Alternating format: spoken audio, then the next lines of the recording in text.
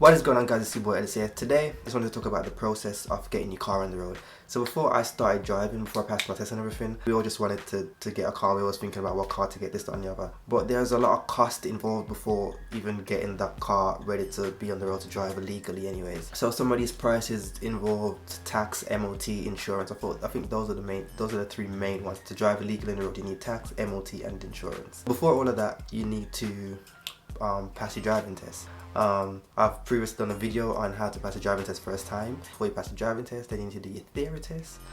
I've done a video on that, how to pass a theory test first time. In order, I've done a video on how to pass a theory test first time. I've done a video on how to pass your driving test first time after you do your theory test, obviously. What else? After you pass your test, then what do you need? I've done a video on choosing the right first car. I went through detail based on my opinion on choosing your right first car. I explained why I got my car, the car I got, etc, etc. Then I went through the payment methods to buy your first car, so if you wanted to go cash or finance. Also done a video around how many lessons do you need, if that might be any help.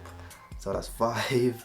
And what else? Yeah, I think that's pretty much it. I've pretty much covered everything. So if you haven't subscribed, then obviously you have a good reason to subscribe to my channel to keep up to date whenever I post these videos. Once you've watched all of them videos and now you're at the stage where you passed your test and you bought your car, and now it's time to legally start driving. These are some of the things that you have to do.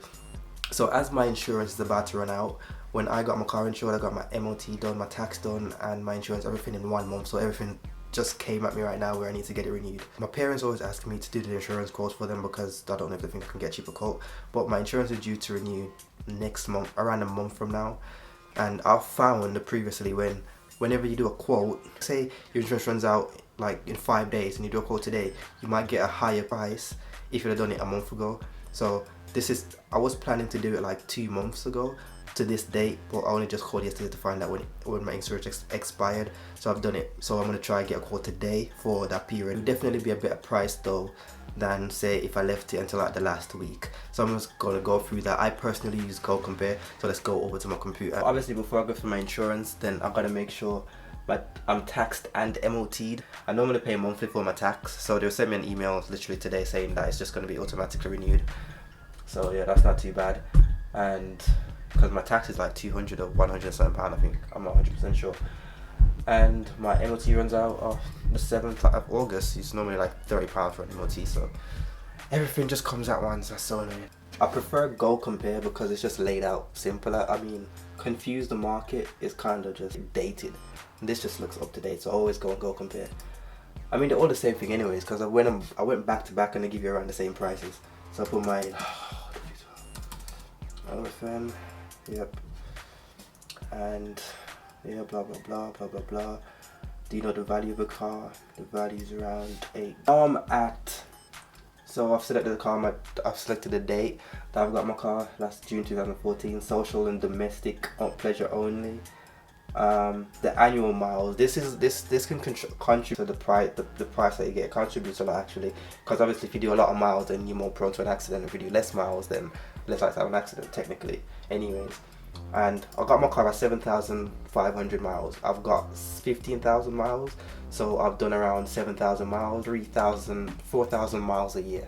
So I'm gonna put 4,500 because, you know, yeah, that seems an accurate figure.